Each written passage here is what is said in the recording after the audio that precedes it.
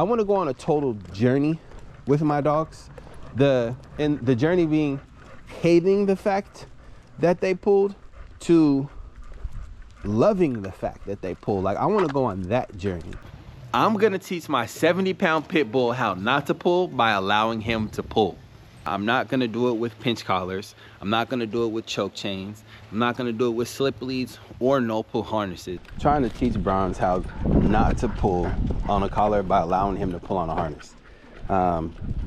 Once again, the whole goal is to make the first half of the walk for him, where he can pull as much as he wants, sniff and explore as much as he wants, and I make sure that I have this and that I'm holding the leash with 2 hands to give myself the relief that I need to allow him to explore, and this is so that he can decompress, you know, so that his needs can be met, so I can drain his energy, so that before I start requiring any type of a heel from him, that I'm just giving him what he needs first, right? Same thing with school kids. When kids are at school and they're in class all day, they have a recess built in. So I'm just trying to make sure that his walk is a good recess for him. So I let him pull on the harness or just explore on the harness, whatever you want to call it. And then once I notice a significant amount of slack in the lead, where I felt like he's done enough of his exploring for the walk, then I will switch the leash from his harness to his collar. And the goal is to see if I can get him to discriminate between the harness and the collar. I want him to learn in a very natural way that a collar means a loose leash and a harness means it's okay if there's tension in the leash. So today's the first day I actually got treats with me. He seems like he's actually been doing pretty well as far as the first like 3 or so days that I started. Let me give him some slack. But yeah, this has been good for me, and I'm really trying this out because I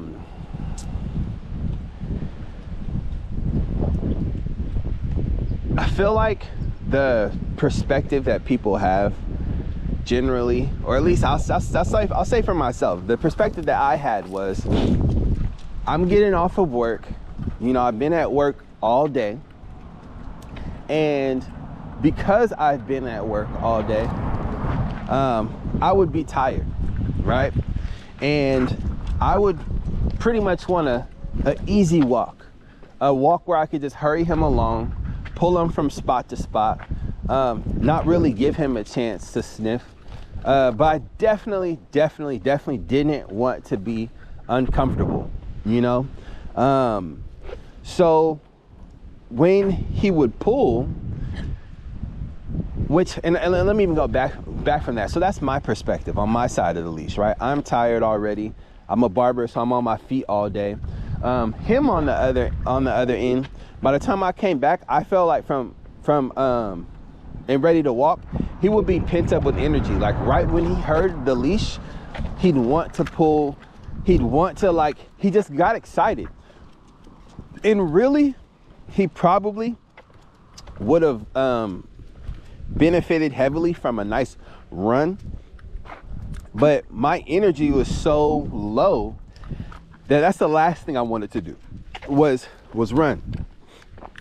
So that being said, he would pull, right? He'd be trying to run, I'd be walking, there'd be tension in the lead, he'd be pulling me, and I just got to a point where I needed some type of relief. I just wanted the pulling to stop. I wanted the pulling to stop completely. So I went through and I tried choke chains, pinch collars, no pull harnesses, and I'll say that they didn't stop the behavior, and on top of that, They also didn't come on, brother. They also didn't they didn't make me feel good, right? Like, it made me feel guilty because my wife, you know, oh, excuse me, I'm about to sneeze. My wife, she would advocate for him, and she was like, you can't blame him for being excited on a walk. You know, and she was like, he's pulling because he's excited. You know, like, you shouldn't put a pinch collar on a choke collar on him for that. That's natural. And the more and more I heard that, paired with realizing that the pinch collar and the choke collar wasn't working, it was like, all right, I got to figure out something else. So I ended up on one night, I had, you know, a regular leash. Oop. I had a regular leash in one hand like this, and I had a flashlight in the other hand like this. And I took the flashlight while he was pulling, and I put it through the handle of the leash, and I held it like handlebars.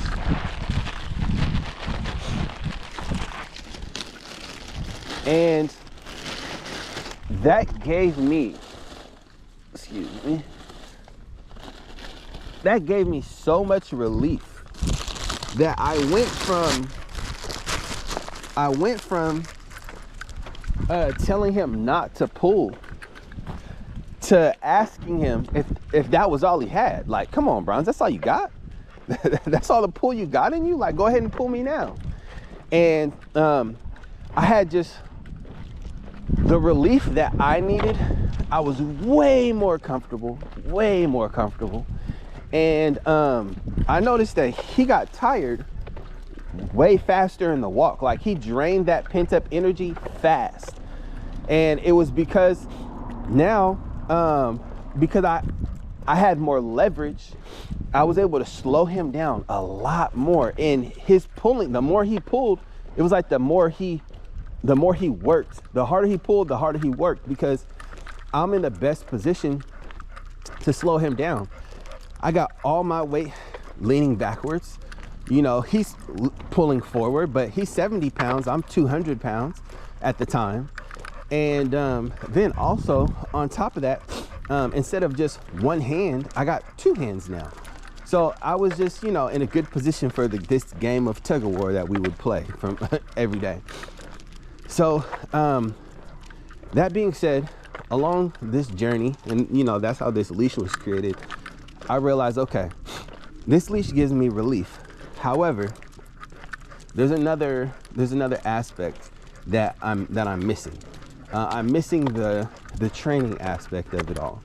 And so I've come up with this concept, right? It's called pulling in context. And pretty much what it is just putting pulling in its place. And the place that I want to put pulling in is on a harness. I really don't think that pulling is bad, you know? I think that there's double standards when it comes to pulling. I think that if a dog is pulling a sled, it's okay. You know, it's looked at as sport, or it's natural, you know, even a certain breeds, right? They were bred for that. But, or pulling a skateboard, or pulling someone on skates, it's okay. It's accepted. But when a dog is pulling on a walk, all of a sudden it becomes bad. And I don't think that's fair, because pulling is natural for dogs, and it's exercise for dogs. So I don't think that it's anything that should be eliminated altogether, like pinch collars and choke chains aim to do. I believe that those products, all no pull products, are aiming to eliminate the behavior altogether. But the problem with that is when you eliminate the pulling behavior altogether, then you disqualify yourself from experiencing a dog-powered sport, right? And when I say dog-powered, I mean like a sport that is literally the engine is the dog, right? You don't get skate joring if a dog isn't pulling. You don't get dog sledding if a dog isn't pulling. And one of the things that we have to acknowledge about these dogs is that if your dog is 50 pounds or more, and they're big enough to make you uncomfortable, that means that they're big enough to pull you on wheels, right? But before you get to the sporting aspect, come on, bros. But before you get to the sporting aspect of pulling, you have to first put pulling in its place. And that place is on a harness. So I'm not trying to eliminate it, the behavior. I do want him to know the difference though. That's the key. I want him to know the difference between when it's okay to pull and when it's not okay to pull. And now I'm noticing slack in the lead. So what I'm going to do now with my 100% tie off, this is part of the system that's going to help me in this training. This is a completely custom product. All of these actually are completely custom products. This is my, I call it the shrink ray, right, leash, because it makes dogs feel smaller or lighter when you hold the leash with two hands. This right here is my 100% tie off, and I'll show you how that works in a second. And then this right here is my shock absorber. I call it the relief band. It just makes pulling smooth. So this makes pulling smooth and helps you eliminate jerks, right? And this right here makes dogs feel lighter because you're able to hold the leash with two hands. Now for the 100% tie off, I'll show you exactly how that works. But pretty much all it does is allows you to stay connected to your dog at all times. So I'm gonna let him do his little last bit of sniffing and we get to this park right here. I'm gonna switch him from the harness to the collar. And I'm going to do that right now. Bronson, come here, sit. All right, sit. So I'm gonna take this, right? And I am unclipping this, right? So I unclip this one. I'm gonna drop that real quick. Sit. And I'm going to connect it to his collar. Boom. So now he has, one side is connected to his collar, one side's connected to his harness. I'm gonna disconnect the other side and I'm gonna finish this off. And I'm going to connect this to his collar as well, right? So now we went through the process of switching him from harness to collar, but we did it without ever letting him go. So Bronze, so now he's on the collar and I want the rest of the walk to be a training walk. So when he's close to me, what I'm gonna work on doing really is just rewarding him for staying close to me. And I got my dog treats on me. Hold on. Oop. Sit.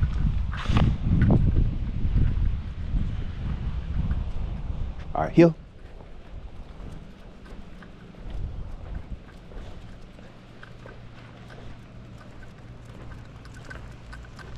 Bronze.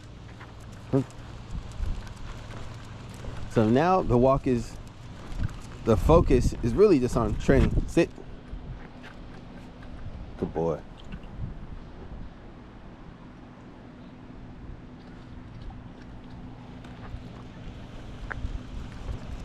Heel.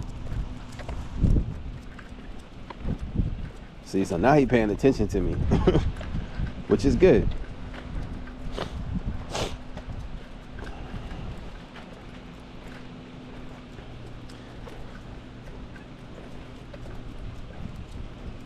And I just want to keep it to where there's no heel. Good boy.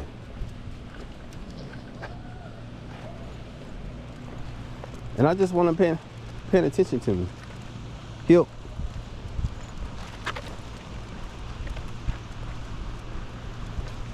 Good boy. Good boy, Bronze.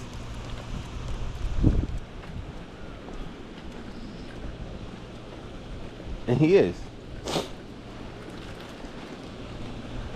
So I just want to keep it loose. I want to keep it loose. Heel.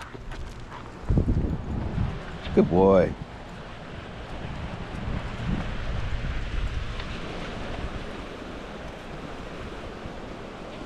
Heel. Good boy. Heel. And he's doing a pretty good job. He likes it. He's extremely, I like him looking up at me like that.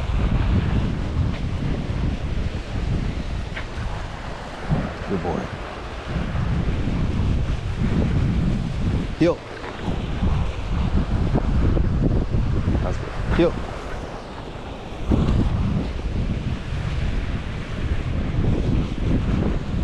Good boy.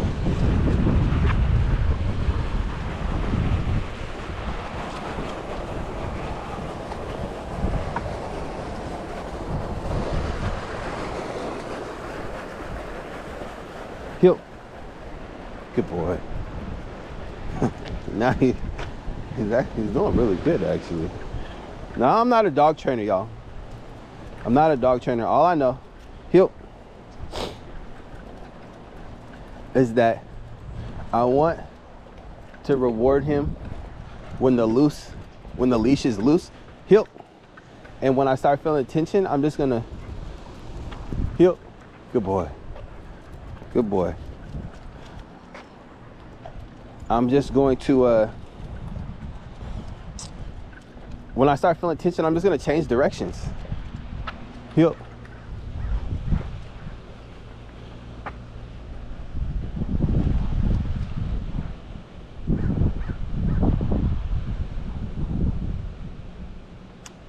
And he seems to be paying more attention, heel, to the direction that I'm going. Whoa. Oh no. Other than good heel. That's a good boy.